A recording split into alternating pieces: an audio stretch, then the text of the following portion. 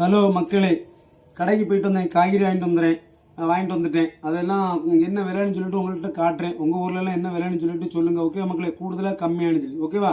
தக்காளி பழம் 1 கிலோ 35 ரூபா. அப்புறம் இது பார்த்தீங்கன்னா 1/4 கிலோ 25 ரூபா.